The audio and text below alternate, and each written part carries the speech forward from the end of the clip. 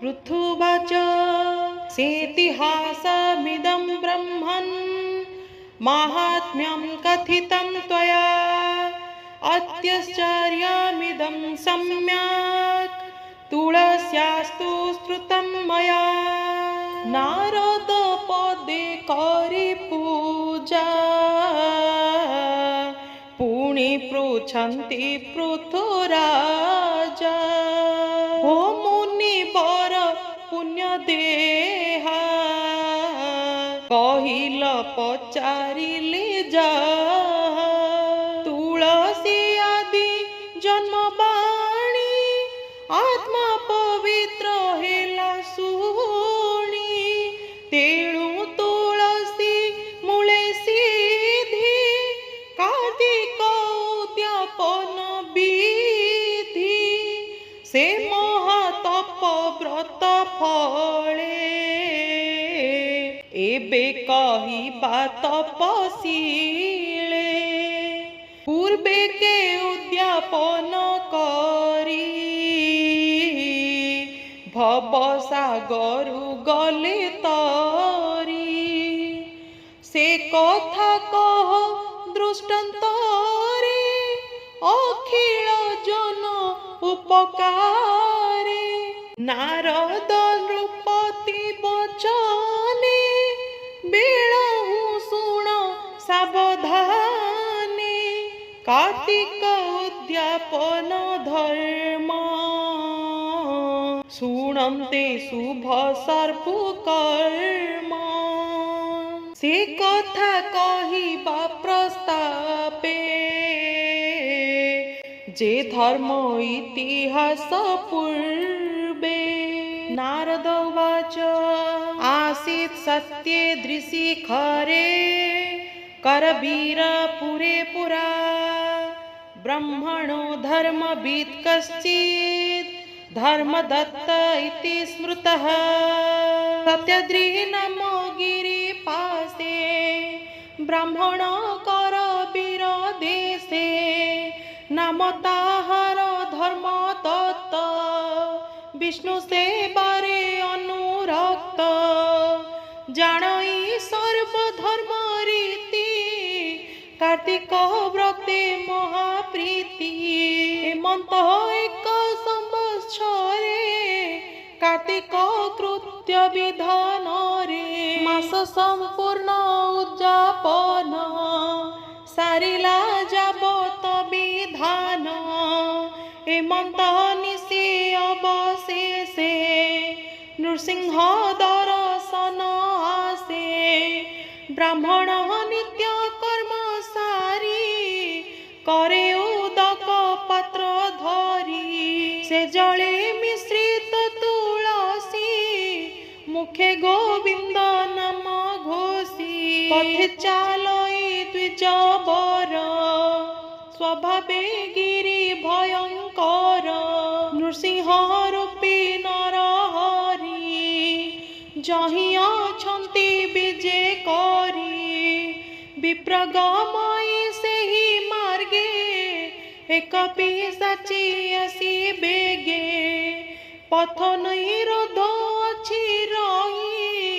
द्विज कातर ताकु चाही।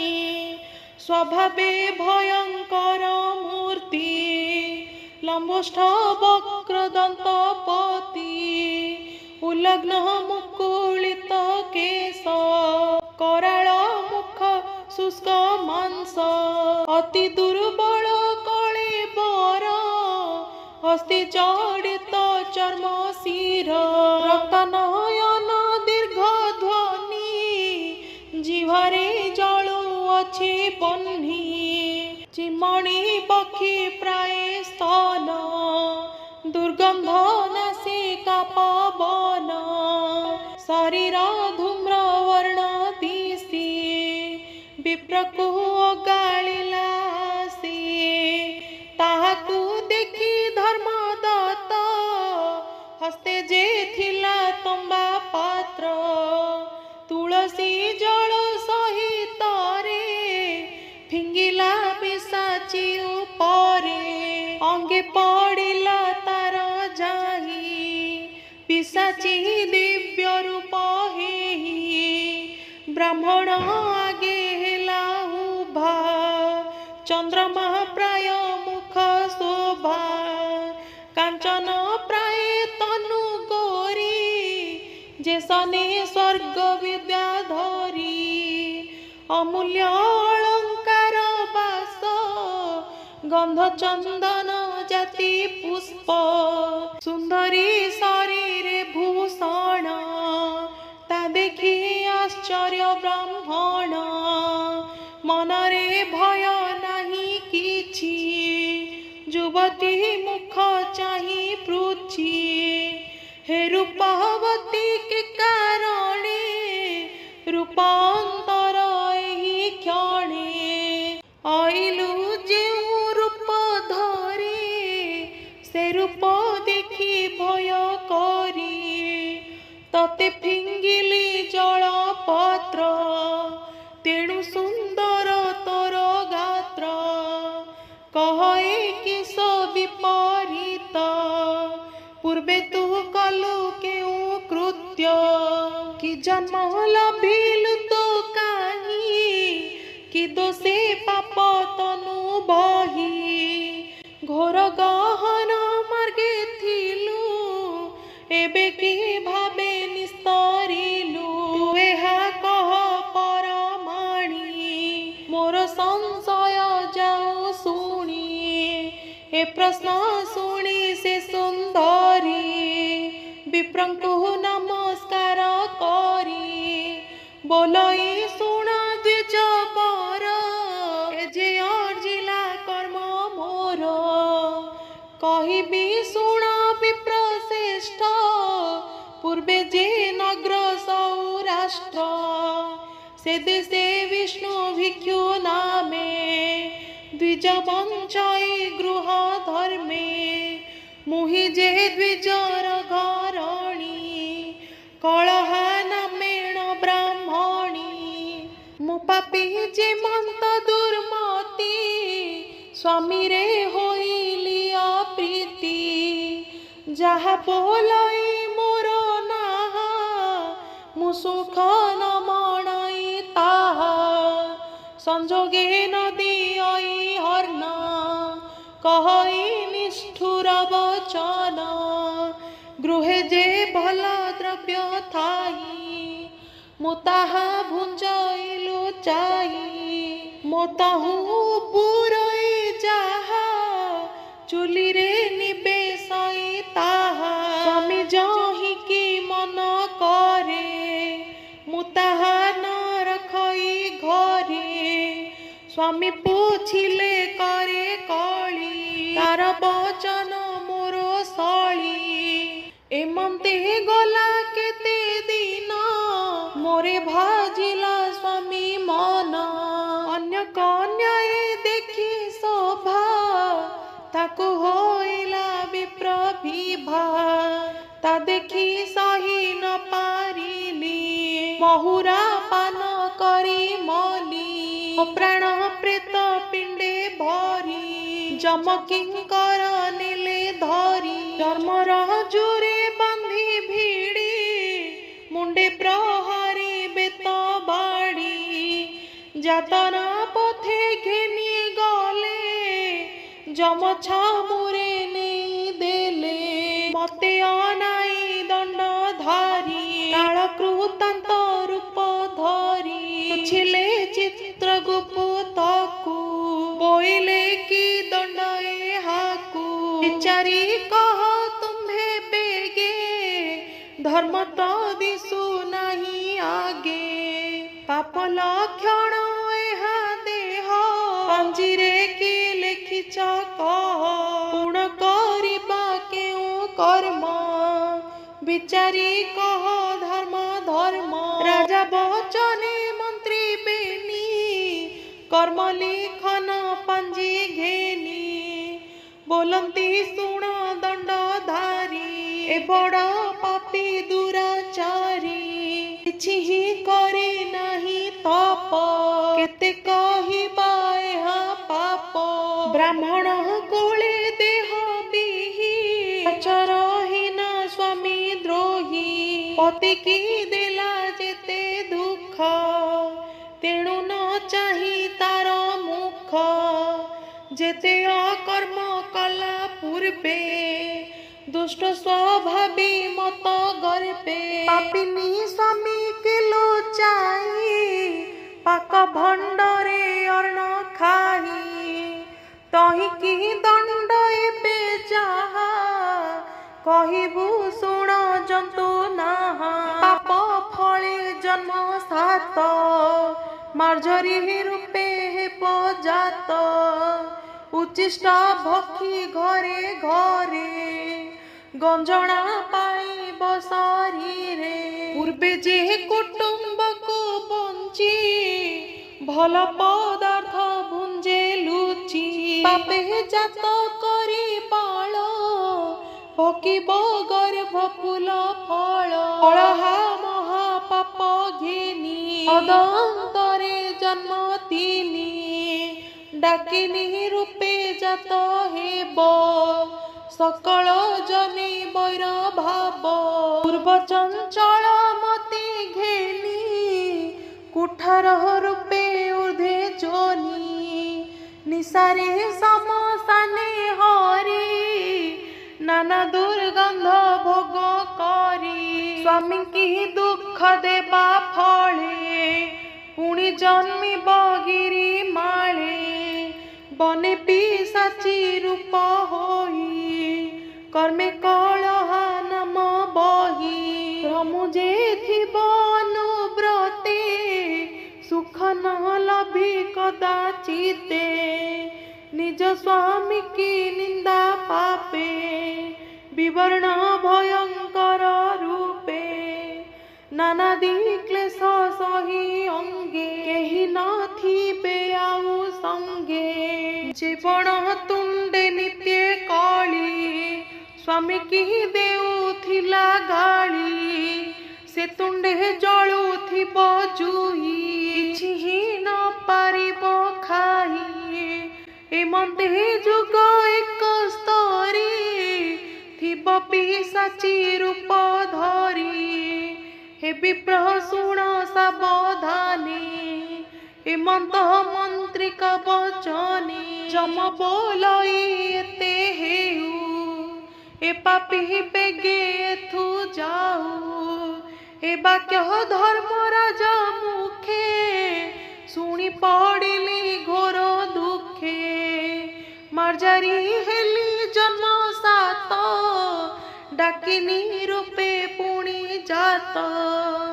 तिनि जन्म अंते मुही एबे पिशाची रूप होई आज को 15 बरस ए बने करी अछि बास अकर्म देहे दुख जेते ताहा कहिबी अबा केते क्षणे तह सुस्थ नाही मन निरते होए छन्न छन्न क्षुधा नळे आत्मा दुखी तृष्णारे ओष्ठ कंठ सुखी क्षण क्षण के पड़ु थाई पित्त श्लेष सम प्राय होई सुस्थे मुह न पारई बसी अष्टदिग को दिवानिसी निष्कामे बोलु थाई धाई बातुल जन प्राय होई काहि तो न देखई सुख अनबरत एका भोक ता शांति निमंते पदार्थे किछि न मिलाई मोते रुखे जे फल फली थाए मोर चाहिले जली जाए अनल प्राय दिसे मते मुताहा भक्षी बिके मन्ते तेणु ता न पारई भक्षी जे मंत कर्मे अर्जी अछि तेणु न लभि फल मान बिकले करई रोदन पवित्र गिरी झर जल से मते सदृश गरल अनल तुंडे जलु थाई शीत तपन आदि होई से कथा शुण पुण्य देहा प्रेत पिशाच भोग जाहा शोणित पूजलाल श्रवण बीट नेत्र मल नासा श्लेषम स्वेद बांति जेबा उचिष्टे घृत खांति दीप निर्वाण काले पुणी अन्न भुंजंती जीव प्राणी पति विनाश काले नारी अर्ण भुंजई न विचारी जे तम भरे दान देई से सर्व प्रेत योग्य होई एमंत द्रव्य जेते मिले प्रेत भुंजंती नेई बळे मुतहु लभ किंचित भोजने तोष नोहे चित्त सुमरी कला पूर्व कर्म क्षण क्षण के मति भ्रम कांदु जे थाई बने पसी निराशे तरु मूले बसी प्रभाव पाऊ थाई ताही आहा बोलंता केही नाही एकष्टे थिली घोर बने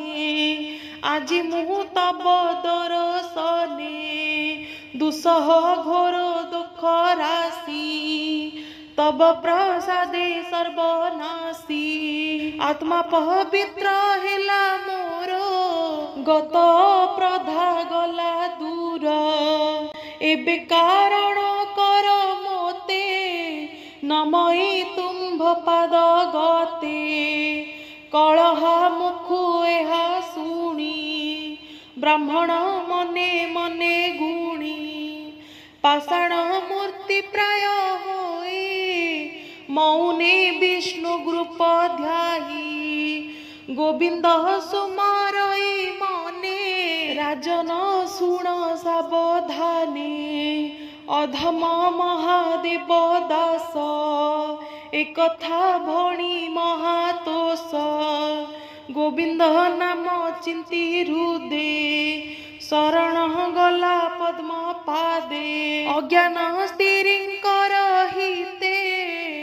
पद्म पुराणे अर्थ गीते जगते कली परकाश सुजने न घेनिब दोष इति श्री पद्म पुराणे उत्तरखंडे कार्तिक महात्म्ये कलहागत जन्म कर्म कथने नाम षोडशोऽध्यायः।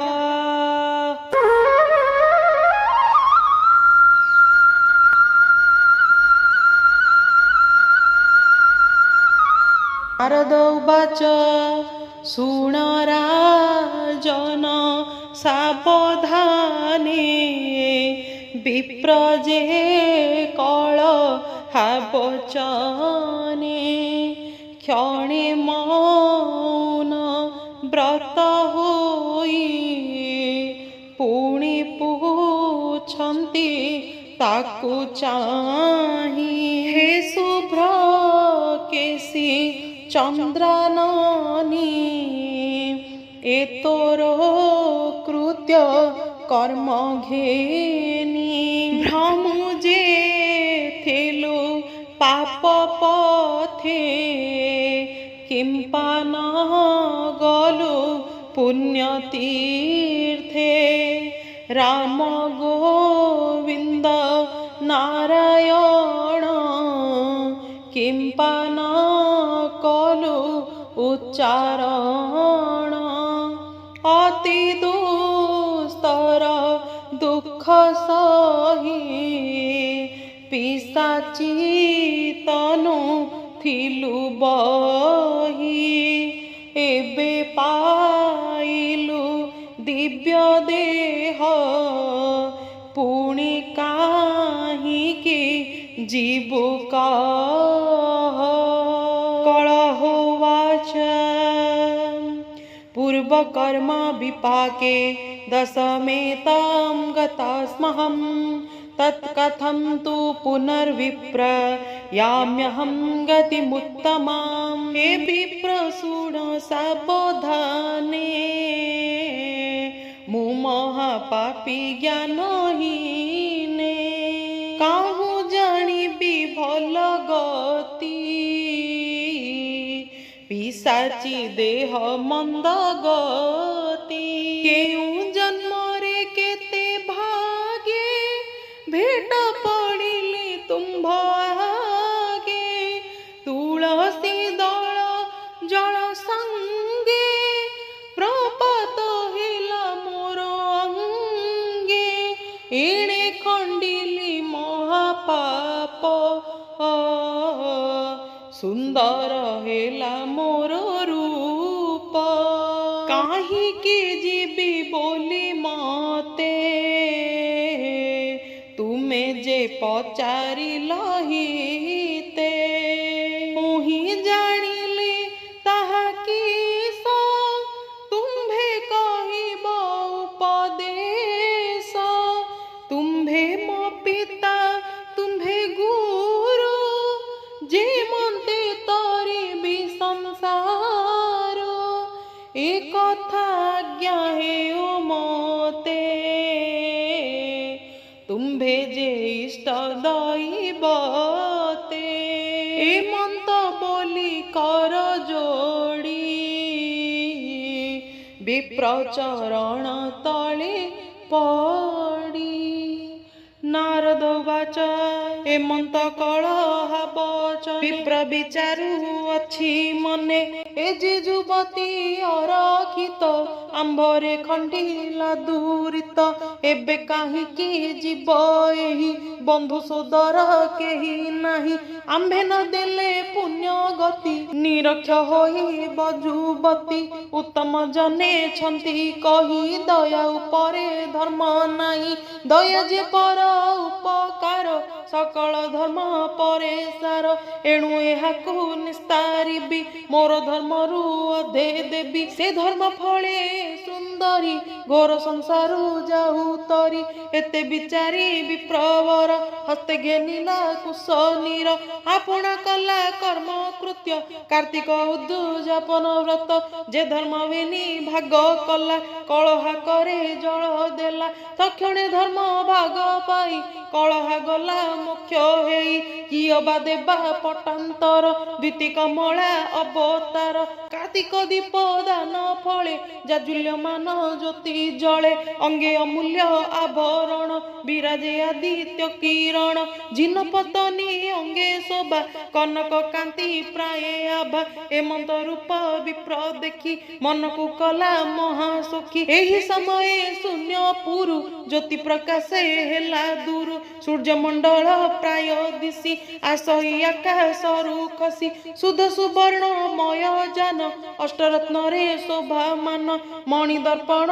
पंक्ति पंक्ति चंद्रमा प्राय विराजंती श्वेत चामर रंग साड़ी हीरा माणिक्य हेब जड़ी पारिजातक पुष्पमाल मुकुता तृणा परिमल ध्वज कमल चक्र चिन्ह पताका उड़े वितपन से रथे विष्णु गणे बसी ताल मृदंग नाद घोषी गोविंद गुण गीत स्वरे गायन करुछंती धीरे उर्वशी प्राय लक्षे नारी खदी चामर करे धरी विविध उपहार घेनी विमाने उभारी कामिनी अतिशील सुशील मेले अश्वविहीने जान चले शून्य मंडल रथे खसी भूमि निकटे हेलासी सेबेनी विष्णु अनुचरे कलहा कर धरी करे विमाने बसाइले तोली युवती देले हुळ हुली ता देखी विप्र धर्म दत्त भूमि रे कला दंडवत विष्णु गण को चाही पुणी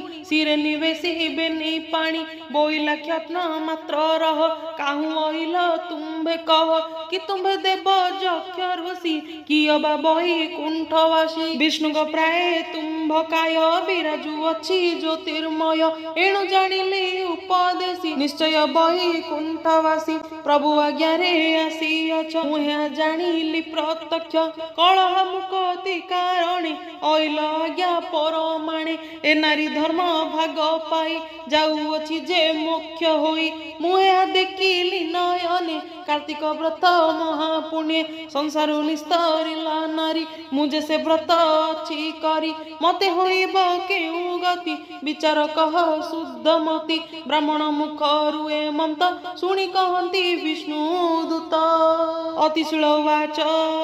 हे विप्र शुण सावधाने तोर कार्तिक धर्म दाने पिशाची पाप देह लेछि विष्णु लोकाकु जाउअछि तू स्वयं अर्जियछु धर्म जन्म हूँ दही पाप कर्म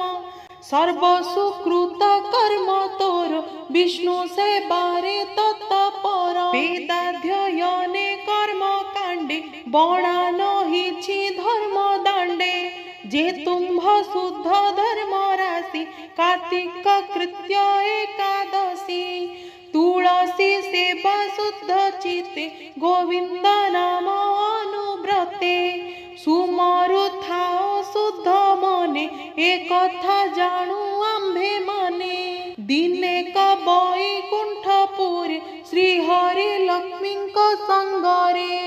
भृत्यंक गुण कहूथिले पुणी प्रशंसा करुथिले बोइले विप्र धर्म दत्त वैष्णव गुणे सारस्वत तार भारी जाति निगोटी स्वामी स्नेहरे थांती कटी गृहस्थ आज्ञा परमाणे आंभ से बारे अनुक्षणे चारि हे करुथांती सेवा कि पटांतर तांकु देबा आंभंकु सेवा कले जेते से गुण सुझिबा के मन्ते आंक मरण काल जानी वैकुंठ भुवन कुआणी दुर्लभ देह तांकु देबा आंभ निकटे रखिथिबा आंभ कैवल्य भोग पाई पारु से थिबे सुखी होई ए मन्ते 10 लक्ष जुग पाइबे वैकुंठ रे भोग तदंतरे मर्त्यपुरे सरजो नाम नदी तीरे अयोध्या नामे महादेशे जात होइबे सूर्य वंशे नाम होइब दशरथ नृपति पणे सामरथ होइबे जम्बूद्वीपे राजा जुकते तातिनी भारी जा कौसल्या कैकेयी पुणी सुमित्रा सह तिनी राणी से सती साध्वींक गर्भे आम्भे जमिबु पुत्र भावे श्रीराम नामे अवतरी एके चतुर्धा रूप धरी